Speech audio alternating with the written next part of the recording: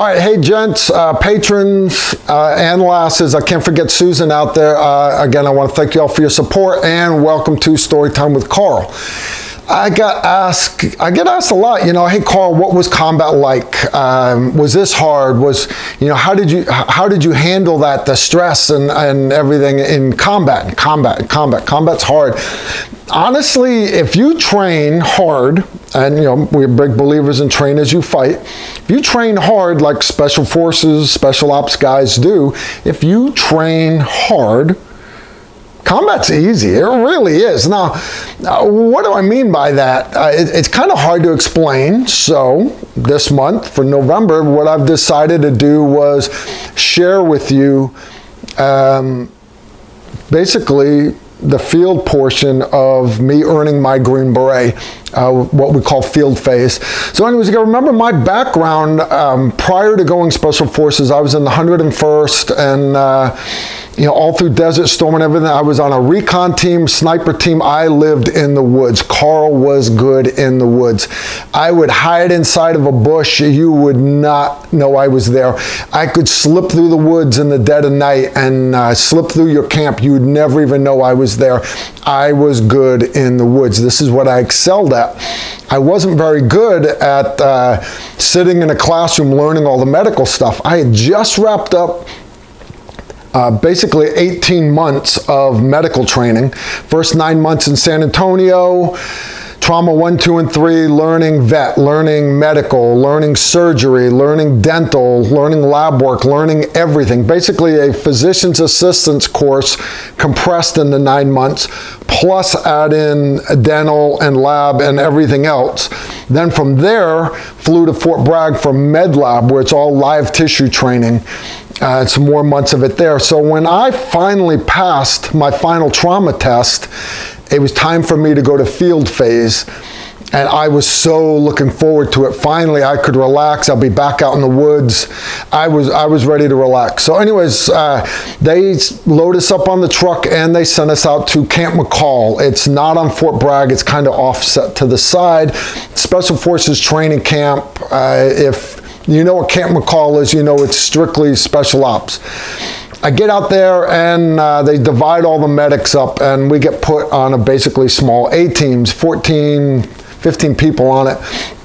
A couple officers, I had a couple engineers, couple weapons guys, couple communications guys. They mix us all together. Now all these guys had just done their smaller portion of their Q course. The medics have the longest portion because we got to learn more crap. But basically we come together and we now learn how to do all the field portion of it, which is good because a lot of these other guys, you're going to remember, Special Forces can come from any job out there in the military. They might be truck drivers, they might be communications guys, they might be cooks. I had one guy that was a cook. He made a great Green Beret, but he had to learn all the field portions of it, and that's basically why they sent us all out to Camp McCall. Now, when you first get out there, meeting all these other guys, and I'm still friends with a lot of them to this day, the first thing right off the bat they teach you is land navigation. Now, a lot of these guys didn't know a compass. They hadn't done land nav since they got the classes at Special Forces selection course. Well, we get out there and land nav is easy for me. Carl grew up on a recon team.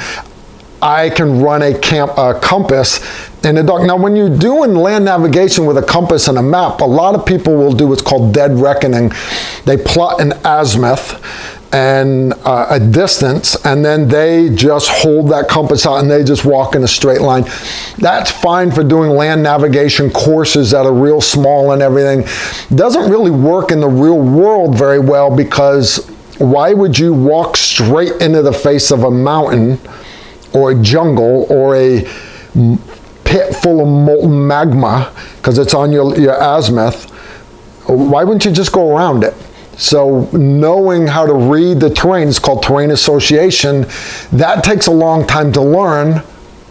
All my background was in a recon unit and I was already good at it. So got out there and a lot of people were actually recycled back from the class in front of us. They had failed what's called the STAR exam. That's your final land navigation test. Anyways, we got up there, and how do you fail a land nav test? Because most land nav courses, Boy Scouts, even the one in Ranger School, the land nav course is you go 300 meters to one point, then you go 200 meters to another point, then you might go 400 meters to another, and you basically make a little thing, a little box, and you get all your points, your numbers, and you're fine. Now, that's not how the SF guys do it. They send you long distance movements, and the whole time you're having to carry this rucksack with all this gear, and you've got your weapon and everything else. You're doing practice land navigation during the day, and then you're also doing it in the dark. And I always did good at it, but they had this one thing out there. It was called Bones Fork. What Bones Fork was it was basically a ravine, kind of grown up, kind of swampy on both sides. How bad was this ravine grown up, this little creek? Bones Fork Creek was often referred to as a dinosaur land. This shit was so thick that there were horror stories of guys getting stuck trying to dead reckon through it with their compass, and they would literally get so stuck in the vines and everything they couldn't move. They had to be cut out by the instructors and everything. Obviously, that's exaggerated a little bit, but a lot of people failed because they would get stuck in Bones Fork Creek. And these land nav tests they're a timed event. How bad was Bones Fork Creek? Bones Fork was so bad that a lot of the officers, candidates, lieutenants and captains from the regular Army that were trying to earn their Green Berets, in the middle of their course, they would drive out there on weekends, and they'd go out there with chainsaws, they'd go out there with machetes, and they would mark trails through Bones Fork Creek that only they knew about. They had them marked on their little maps where their little hidden trails were, so they could cross Bones Fork. Now, me personally, that's cheating. That's I would never do that. Hindsight being 2020, you got to remember these officers don't get a chance to get recycled back. They've got to pass first time. And if I didn't have my recon background, I probably would have at least thought about cheating. I still wouldn't have done it, but I would have at least thought about it. But there are a lot of people that would go out there and cut these trails. So we did all of our land nav training, and then you wrap it up with the final test. The final test, it's called the STAR exam. I want to say it's like 9 hours long. It's 5 points, hence the STAR, and you're looking at 5 to 7 kilometers between points. 5 to 7 kilometers, not 5 to 700 meters. So 5,000 meters to 7,000 meters between points. Now, guaranteed, you're going to have to cross Bones Fork at least once. So guys were already dreading, and you started in the middle of you started at night, and so anyways, we're there. We're waiting for the sun to go down. The sun goes down, and the instructors give us our points. Now, all the little groups, they're all spread out all over the whole area there. So there's just people running. Now, you're not allowed to walk on the roads. The instructors are out there with night vision goggles, hidden in ambush. If they catch you on the road, bang, they grab you, write down your roster number, you're gone, you failed for cheating. You're also not allowed to talk to another candidate. You're not allowed to talk.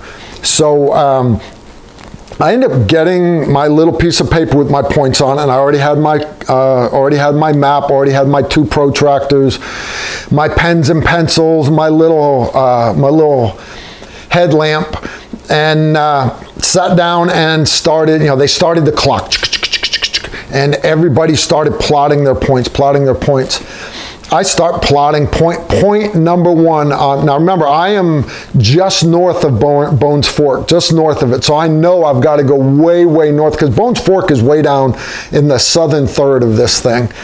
So I'm starting just north of Bones Fork. I know I'm going to have to head way up to the other end. I know it's coming. No, turns out my first point from my start point is on the other side of Bones Fork. So now I know I have to cross Bones Fork once, which isn't that bad because I'm right near it. Okay, no big deal. Plot my second point. My second point is north of Bones Fork. So now I've got to cross Bones Fork twice. This is going to suck in the dark. I start plotting my third point, and some of the guys are already getting up and they're taking off because they want to make time. They're hauling ass. I take my time because I want to plan a route. I probably took twice as long as everybody else. Plotted my third point. It was even further north. Plotted my fourth point, and it was starting from way up north, going all the way back south to near where I was just north of Bones Fork again. I had to cross this big, huge drop zone. My point was going to be at the southern end of it. And then my fifth point, south of Bones Fork again. So I literally had to cross Bones Fork 3 times. Did they do it on purpose? Did they do it to fuck me? I don't know. Maybe they gave the easier routes to some of the guys that had already recycled. I don't know. I don't care. So anyways, I take off. I cross Bones Fork. I get to my first point, and I see this little chem light glowing. Right? I go to the chem light, and there's a little poncho set up, and there's an instructor sitting there. He's got his little folding chair. He's got his clipboard. And he's like, what's your roster number? And I told him what my roster number was, like 46 or something like that. He looks on the first sheet of the paper, and yep, there you are right there. You're clear to go to your next point. Pow, I take off and go to cross Bones Fork again. And I mean, parts of this thing is deep water. I'm about knee deep in the water trying to get through this thing, and I actually hear at one point I heard screaming off to the side. There was a guy stuck in Bones Fork. His rucksack got all hung up on branches or something. I actually thought about going to help him. I'm not allowed to talk to him, and I'm on the clock. I got to get going. So anyways, I take off again, and I bust out in the open, and I haul ass again. Get way up north, and I'm kind of skirting the road, handrailing the road a little bit, get up past some other guys. I actually see one of the medics that I had gone through the medical course with. He's on the side of the road, and he's in his sleeping bag. And I'm like, dude, what are you doing? He's like, fuck it, I can't find my first point. I'm not even going to try. I'm going to wait. I'm going to come back next month. I'm like, dude, I mean, we're 2 hours into this thing. Fuck that. So anyway, I take off, watch another instructor jump out of the woods, grab a guy that was on the road that I was like 200 meters in the woods, but I could see the road. There was a student hauling ass on the road. Watch the instructor grab him. I just kept right on going. Got to my second point, started heading back south again to get to my next point, and I hit this draw. And no big deal. Thought about crossing where the road crossed it. I'm a little bit off of it. I get in there. Damned if I got hung up in the brush. And the whole time I'm thinking, holy shit, this is not even Bones Fork. This is the thinner, easier one. You know, I still got to cross Bones Fork again.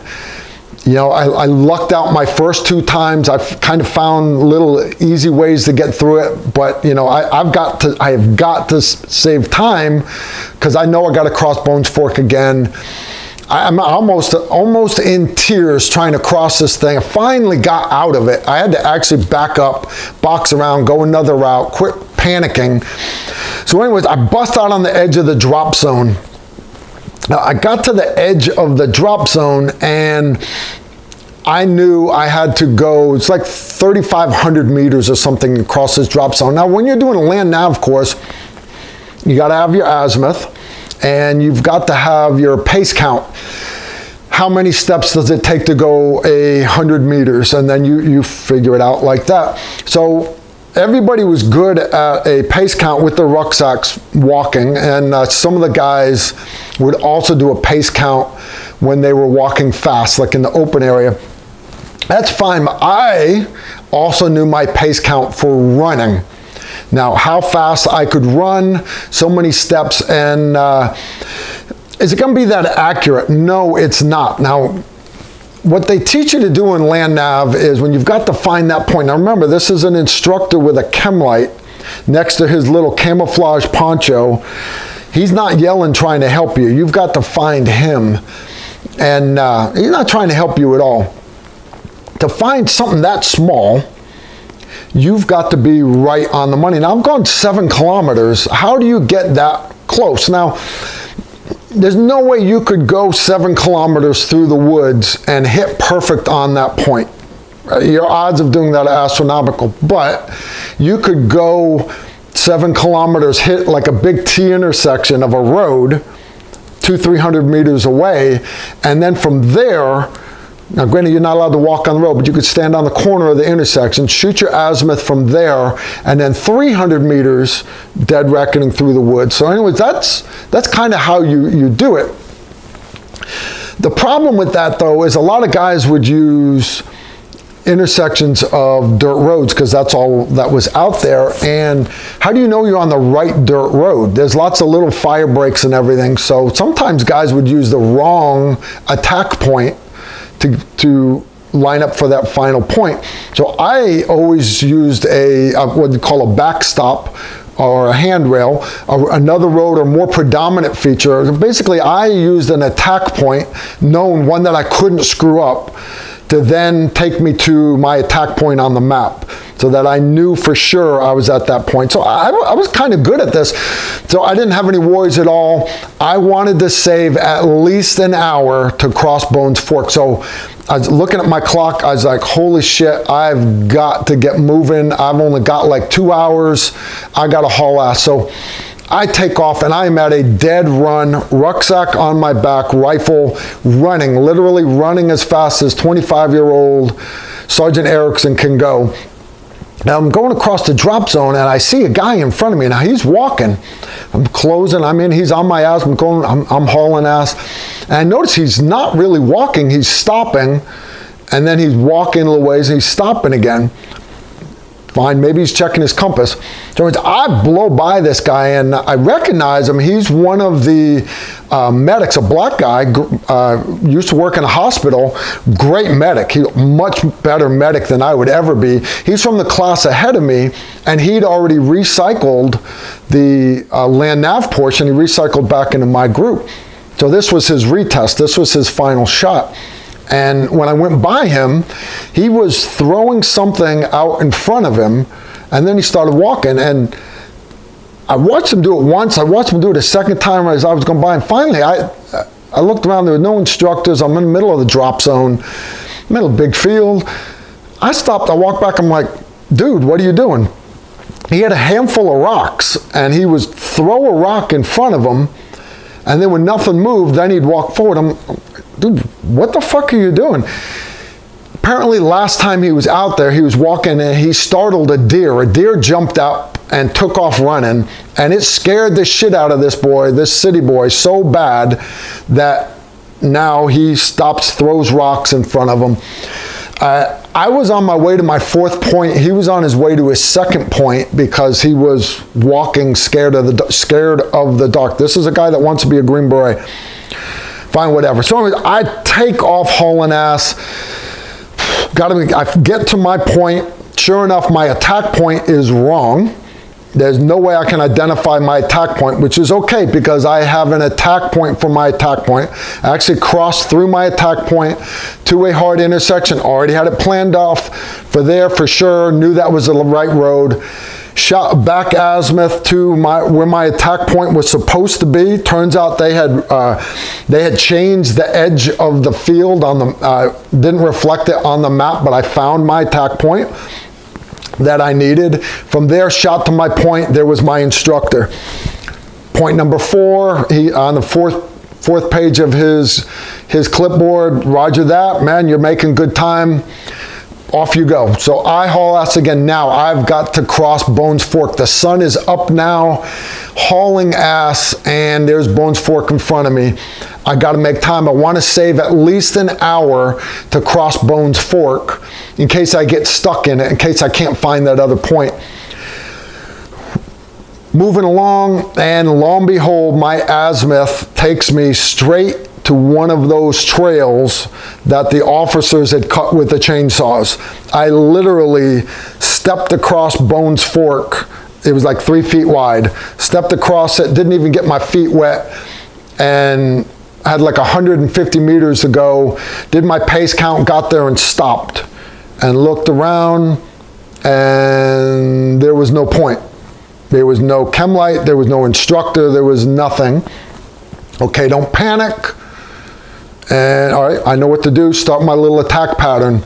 Well, I can see almost in every direction except there's like 3 cedar trees over here.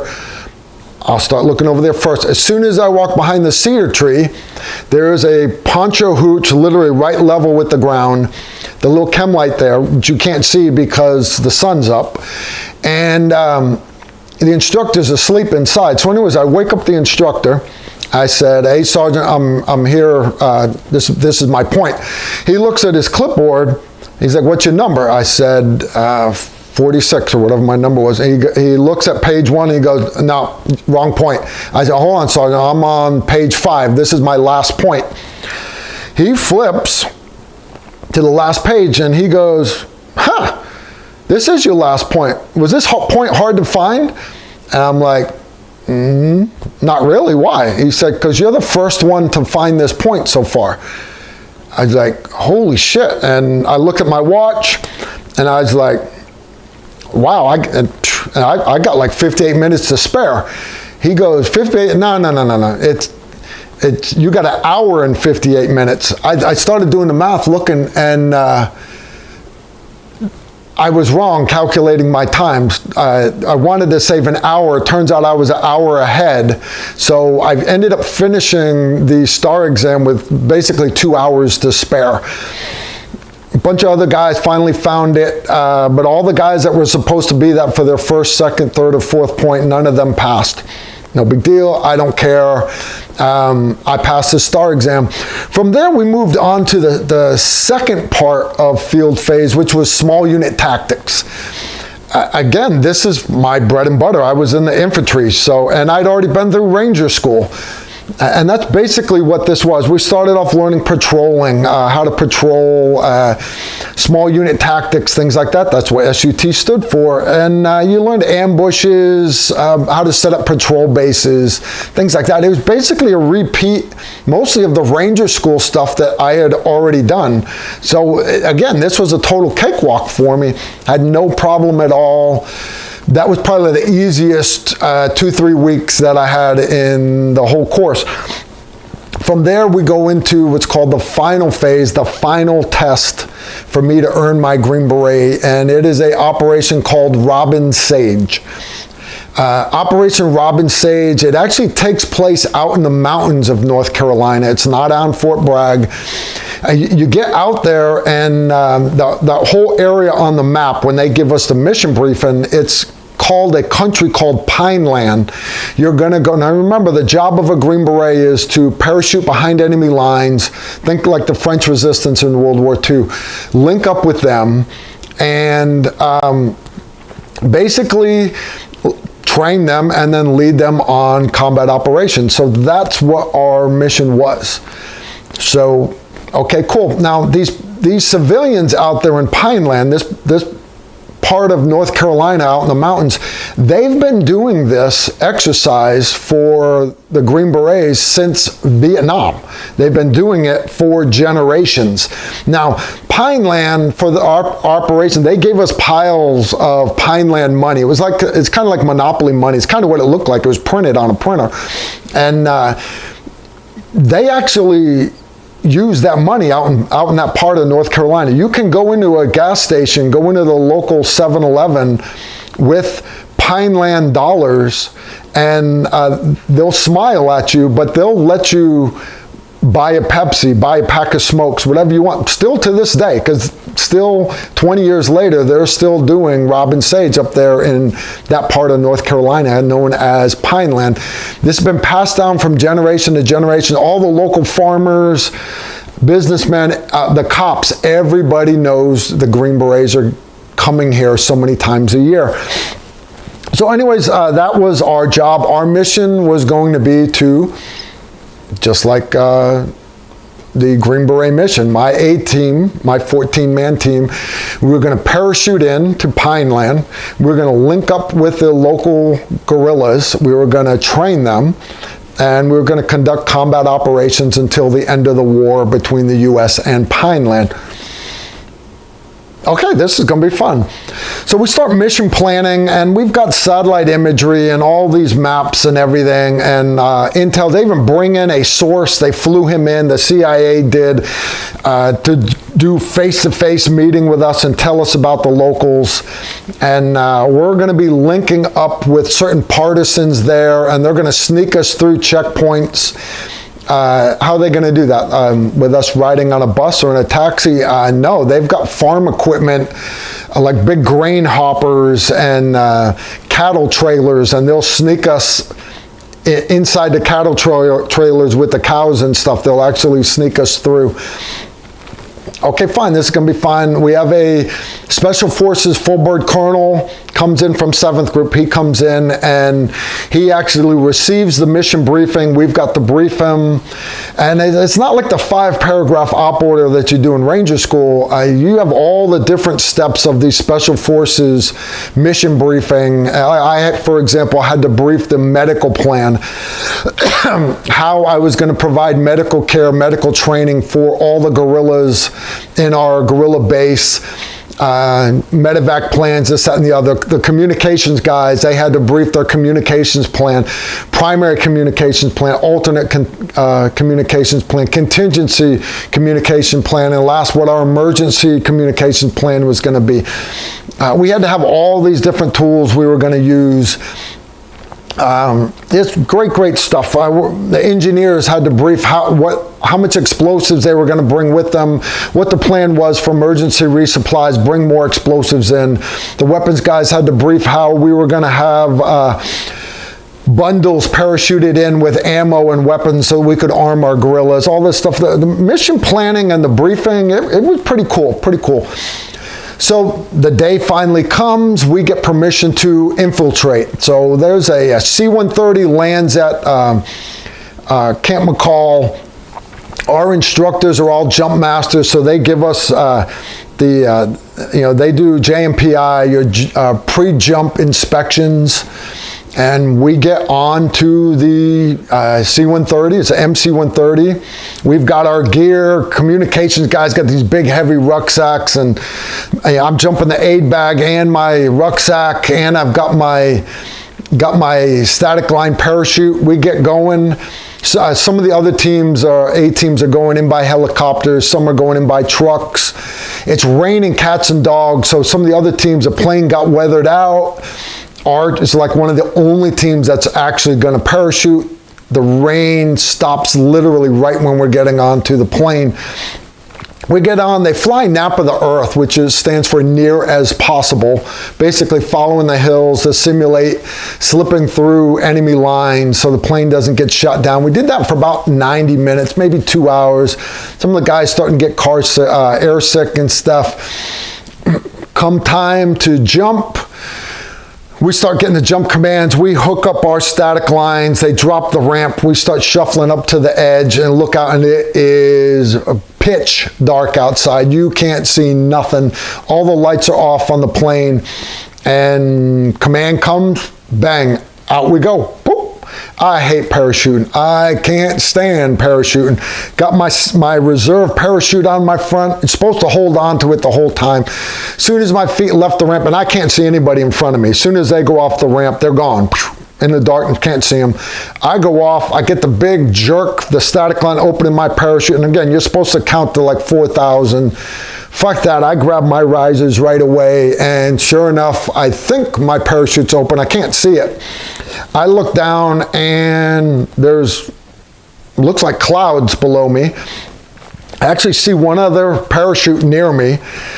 I'm like, okay, so it's not that dark. There is a little bit of moonlight out. And I was like, oh shit, what do I need to do next? Okay, so I gotta lower my rucksack. I got my weapon strapped to my side. You do what's called lowering your rucksack. It's on a static line. You pop your rucksack, and it actually hangs about 12 feet below you. And flying. We got they're steerable parachutes, but they're still round. It really doesn't help you any, except if you're in high winds, you can turn in the wind, let you land a little bit softer, but that's about it. Come in, feet and knees together. I hear my rucksack hit.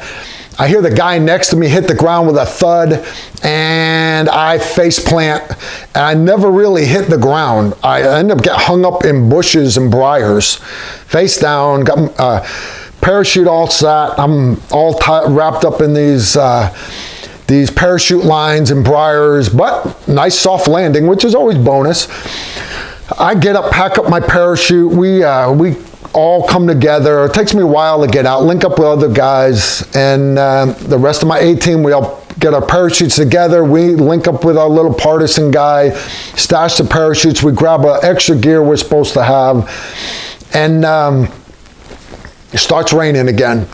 Okay, fine. We start moving in the rain. Well, some of the other guys on my A-team, and again, I had so many weapons guys, so many engineer guys, commo guys, a couple officers, like I said. Well, one of my weapons guys is this Cambodian named Ung. Now, he's an American citizen. He was no shit Cambodian. When he was a kid in Cambodia, he watched the Khmer Rouge shoot his father and his two older brothers, watch them rape his sister and his mom. The back of Ung's legs were all scarred up from where he had been whipped real bad. Anyways, he immigrated to the United States, joined the military, and now Ung is trying to earn his Green Beret. Ung is hard. This boy is hard, but he's a small little Cambodian guy, but Ung is good in the woods. So me and Ung, we get along great. Me and him, we would take turns being point man. So we'd go for a little while. Now the guy behind the point man, he's the one running the compass. The guy in front, the point man, he's looking for bad guys. He's looking for tripwires, booby traps, things like that. Well, Ung, he starts moving and we bump into a fence. Okay, no big deal. It's a fence. We're out in all these farmland. We cross this fence. No big deal. It's wet and everything. He kind of slips, busts his ass a little bit. I kind of tease him. We help everybody get over the fence. We keep moving again. We cross a second fence. No big deal. We're crossing the mountains of North Carolina. There's little farms everywhere because it's not big open areas. There's small ones. We get to this third fence. Now remember, it's raining cats and dogs, and it's Ung's turn to be up on point. Ung grabs this fence just like the last one. This fence doesn't have any barbed wire on it. Smooth wire. If you live in America, you know what smooth wire. It's an electric fence. Ung grabbed that thing in the middle of rain, and I'm watching the blue light just dance around. He's screaming, cats and dogs. He finally lets go of the fence. Goddamn son of beach collie, what the fuck? Ung, speaking his best English, we calm Ung down. Ung gets a little pissed. We skirt the fence to the side. It's taking us way off azimuth. We end up having to go way out of our way, briars, everything else. I'm up on point now, but we got to get around this thing. We got to cross it. Nobody wants to cross it. So we start going, we're skirting right down the edge of this barbed wire fence. I get this big branch in front of me. Now, Ung, earlier in the night, every time he got to a big branch, he would push that big branch out of the way. Now remember, I'm behind him with the compass. He always thought it was funny. He would let go of that branch. He'd hold it. And after he got past it, he'd wait till I get close enough and he'd let go of that branch so that branch would hit me right in the face. He'd done it to me like twice earlier in the night. We're fun, but you got to remember, we're all alpha males. We're rough on the edges. He'd get a good chuckle out of it. I'd curse him and, threaten to kick his ass. But all in fun. We kept moving. Well, now I'm on point. Now remember, we're skirting down this electric fence and I got to push this branch out of the way. This is my chance to pay Ung back. Still raining on us. I push this branch out of the way. I keep moving and I wait till I hear Ung get close enough and I let go of the branch. It hits Ung. Kind of catches him in the shoulder. It hit Ung and it pushed Ung against the electric fence and held him there. Hilarious. freaking hilarious.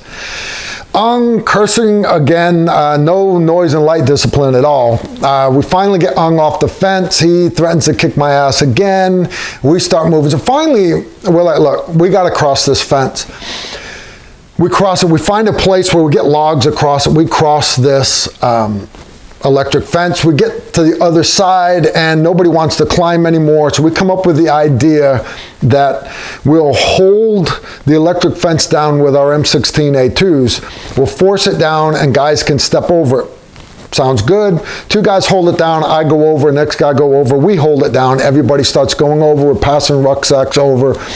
One of the last guys coming over, Now, is Cambodian. He's a little bit shorter than the rest of us.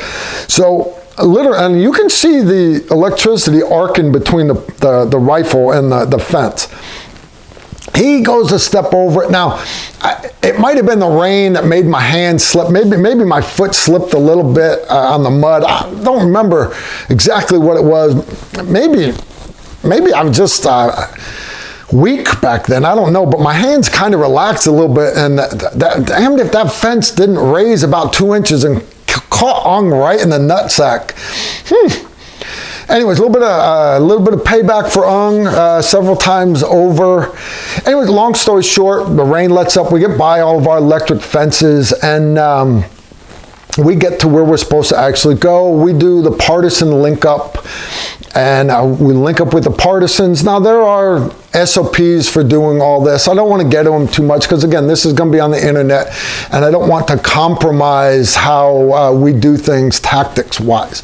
I like to share techniques. I like to share war stories. I don't want to give up our tactics. But we link up with the partisans, and they end up transporting us. I think it was a grain truck or something. We have to climb up into the hopper. We drive through the checkpoint. You can hear the guards going, and they got dogs out there and everything. But we get through. We end up having to move again, move through the woods. Man, it seemed like we walked for days. Lo and behold, we finally get to the location for where the guerrilla base is. We have to send out our commanders, a couple of our officers, the acting team sergeant. We're set back a ways, pulling security. They go up. They talk for like 3 hours. Now, they're having to win over the guerrilla commander. Hey, because, the Americans sent us to train your guerrilla force. We're here to help you, but you kind of got, now remember, this is the guy that's in charge of these guerrillas. He's not real big on giving up being in charge. Matter of fact, he's not going to give up being in charge. Some A-teams in Robin Sage would actually get into an argument so bad that they would actually get into a gunfight with their G-chief and their guerrillas. Needless to say, they failed. Those officers would fail.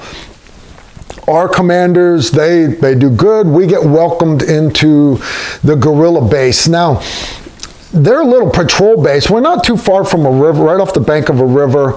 You gotta remember now, this is like February time frame, January, February. It's balls ass cold at night. Canteens are freezing. We've been getting rained on, but we meet our guerrilla force. Now, who do you get to play the part of the guerrillas? It's near Fort Bragg. You get the 82nd Airborne, right? Because these 82nd Airborne's infantry, they already know how to fight. That would make it too easy for us. So instead, what they do is they got support kids. In other words, your typists, your mechanics, your personnel officers, your human resource managers, people like that from this unit called COSCOM on Fort Bragg. They support the 82nd. So these are all support kids. They're not used to carrying a gun. They don't like being in the woods.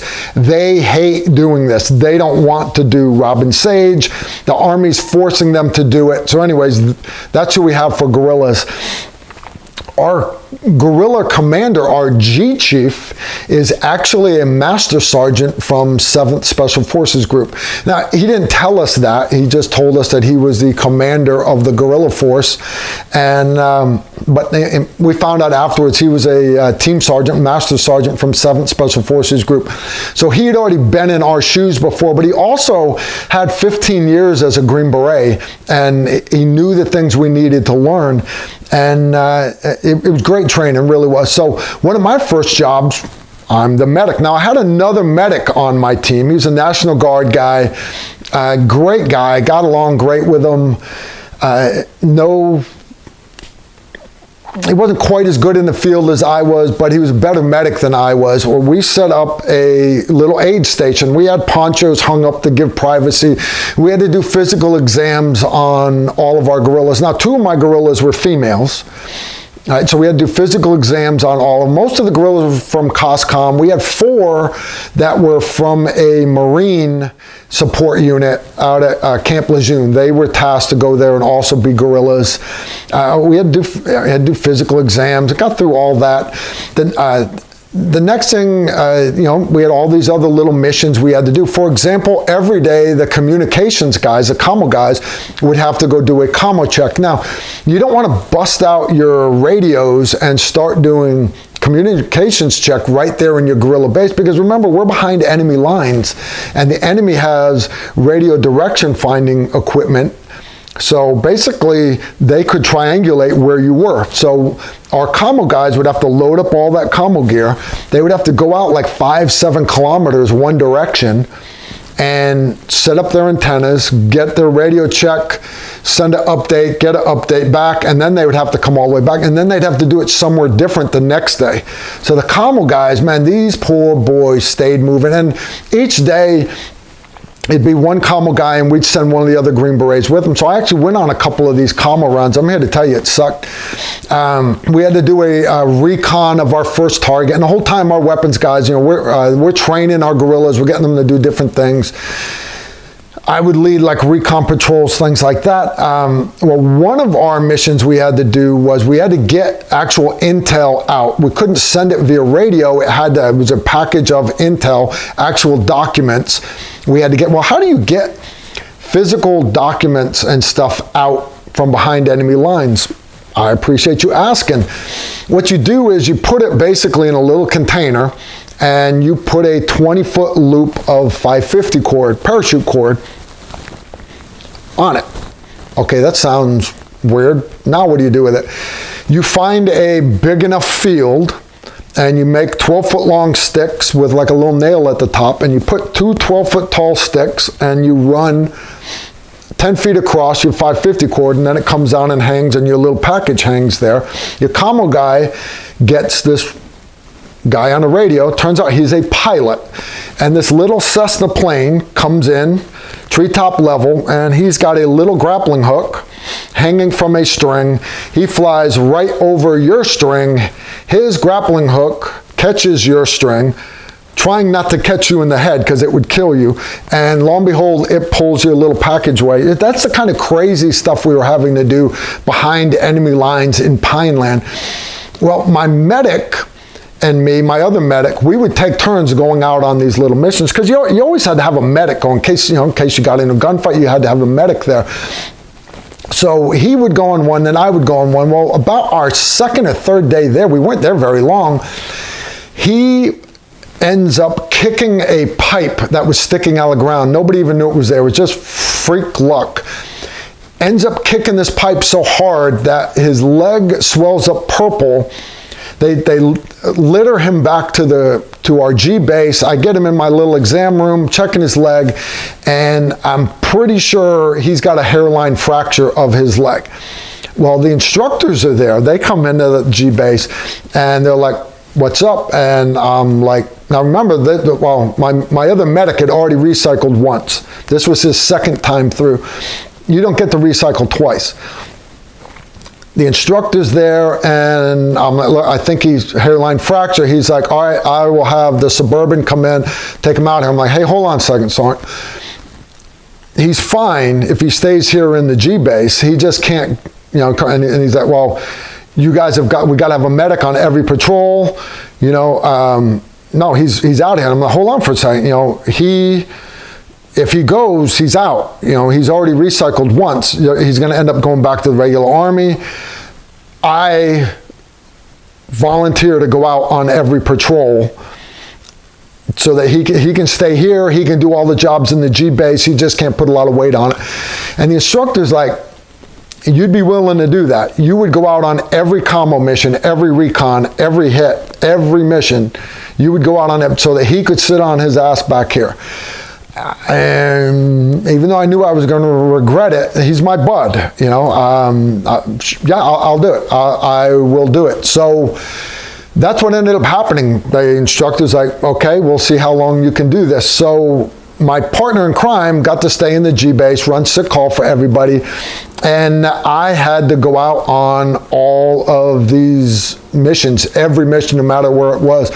Well, go out on one of the commo ones, and the message that our commo guys got was that the enemy had gotten tipped off to our location, and we had to bug out. Oh shit, we're 3-5 kilometers away. We pack up the radios, we haul ass back to the G-base, tell the commander, hey, we got the code word, we've got to bounce the G-base to this new location. We load up all the guerrillas, and we have to move the whole guerrilla base to a different location. We get to that location, and we're not near water anymore. We set up our G-base. It's a good location. It's easy to defend. There's no water source there. Okay, we got to find water. We've got to provide food and water. They've been parachuting in MREs for us, but they don't parachute in water. There's a farm nearby. We find out that this is the only local source of water. So, all right, my next run, I got to bring and go do water resupply. Collect up everybody's canteens. So now I'm carrying like 25 empty canteens with me. A couple other guys, they've got empty canteens. Remember, 2 canteens per person, not counting your 2-quart canteens. Take all these empty canteens, and on the map, it's a pond. Okay, water source. We get there, it's a cow pond. This is a pond that cows have been shitting in, walking in, peeing in, everything. It's the only source of water. It's the only thing we got. Only thing we got. We fill up everybody's canteens, and okay, double the iodine, everything. Nobody likes to use iodine tablets, but that's what we had to use.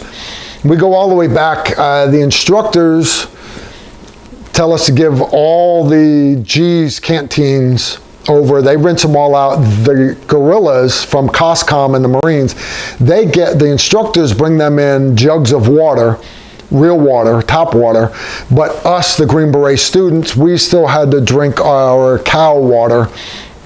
So anyways, that's no big deal. That's just part of it. Next mission, our big mission was there was a bridge nearby, and we had to destroy the bridge. So while they were going to parachute us in all the explosives we needed, we had to send out a recon of the bridge. So anyways, I lead this recon. We end up sneaking out of the base without an instructor. It was me, a female guerrilla, these other 2 guys. I think it took the commo guy with me too. No, intel guy. We go out, do our little recon. We get there, and there are machine gun nests at both ends of the bridge.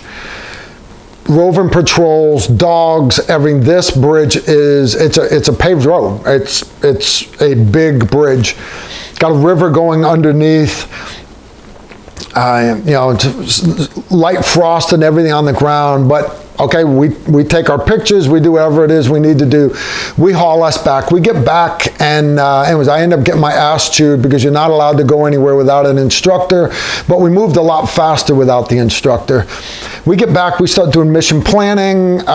The only way we're going to be able to blow this bridge up, because everybody's on the bridge, is we're going to have to blow up the concrete columns where they go into the water. That means people have got to get into the water, go up. We're going to run a line main around with det cord. We'll have rucksacks full of explosives. So anyways, we planned this big mission. We got machine gun teams. I got some of the Marines are on that because they know how to run the machine guns. And all we've got are blanks. Got our guerrillas and everything. So we go out to do this big hit, and we put in security, surveillance positions facing up all the roads. I put in a support by fire position with all our machine guns in case our demo teams get compromised under the bridge. If they get compromised, we're going to open up with our machine guns, make enough of a mess to give our guys time to get away. So we're there, but we can't make any noise. We're laying there, and it's just freezing sleet coming down on us. The Marines are shaking. Everybody's crying and whining. It's too cold. So I actually ended up having to get everybody up from behind the guns and had them start doing jumping jacks to stay warm. We just didn't have enough cold weather gear. You had Gore-Tex Parkers, but that was about it. These guys were soaked through. One of the Marines was shaking so bad, I actually grabbed the instructor that was with me and told him, I'm like, look, we got to pull this guy back. I got to heat him up. I'm gonna have to build a fire or something. And he's like, you're serious? He's that bad? I'm like, yeah. He's like, well, it's not that I don't believe you, but I don't believe you. He got on his radio. They brought the Dr. Death in, the admin Suburban with the actual medic in it, who's a real Green Beret, and they bend this Marine over. They run a thermometer up his ass, and they're like, yeah, you're right. The guy's going hypothermic. Good call. Thanks for catching him, blah, blah, blah. Now get back to work, get back out there. So right off the bat, we already lost one of our Marines. Get back in there. Anyways, the rest of my team, they had to actually get in the water, go up to the base of the bridge, run fake det cord with fake rucksacks full of fake C4, wire this bridge. They don't get compromised. We end up getting off. We pull off, and they simulate blowing up the bridge. Big success, and great. Apparently, some of the bad guys cut our trail and followed our route through the sleet and the snow. The enemy attacks our G base, so now we're having to bounce our G base with everything packed up. We haul ass again to another G base. We escape, we set up another G base, and we get the call in that the bad guys have sued for peace with America, and it's the end of the war in Pineland. So now we have to take all of our guerrillas and we have to demilitarize them. This is the final part of a resistance, is actually demilitarizing them. We have to actually buy their weapons from them and their uniforms and send them back to go be civilians again. Anyways, we wrapped up our big G base thing, and I mean, it's literally canteens frozen. We have our final fire there, and we're wrapping them. And I remember Ung, my Cambodian guy, and he's like, goddamn Carl, it's too fucking cold. Is it too fucking cold? It was already his second time doing this, and boy, it was freezing. Well, he's standing there next to the fire, and he's so cold, he's shaking, he's standing so close to the fire that I see steam coming off of a lot of the guys that are wet. Their uniforms are wet, but I look at Ung, and it's not steam coming off of him anymore, it's smoke coming off of him. His cargo pocket on his BDU, his fatigues, was on fire. And it burnt through his pocket, it burnt through the hat inside of his pocket, and then it burnt through his pants, and it melted his polypropylene long underwear, actually melted it to his leg. So Ung had like second-degree burns on his thigh. I'm like, hey, I got to medevac this guy, but turns out that was the end of Robin Sage. They bring in the trucks, bring us back, and first, step one, you got to clean all our weapons, all of our gear. We're in there cleaning guns, and I remember, hey, Sergeant, Ung literally has got, he's got burns. So I end up taking him to the aid station. By the time I got back, and the news came in that I had passed, pretty well everybody on my team had passed except Ung. They said, Ung did great, but whenever he had to brief the missions, because you had to take turn briefing the different missions, Ung's English wasn't that good, and he didn't have a lot of the terminology down, so they thought, and the instructors, it's their opinion, they thought that Ung doing Robin Sage again, not all the Q course, just Robin Sage again, they thought that him doing it again would help him out, being exposed to it one more time. I agreed with him. Okay, fine. Ung didn't agree with him. His exact words were, fuck that, Carl. I'm never going to be that cold again. Fuck that bullshit. he quit. He quit. He went back to the regular Army and was going back to, I think,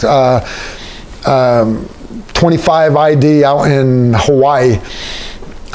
I ended up finding out, I saw Ung again in 2007 in Iraq. He was in a National Guard Special Forces unit, I think it was 20th Group.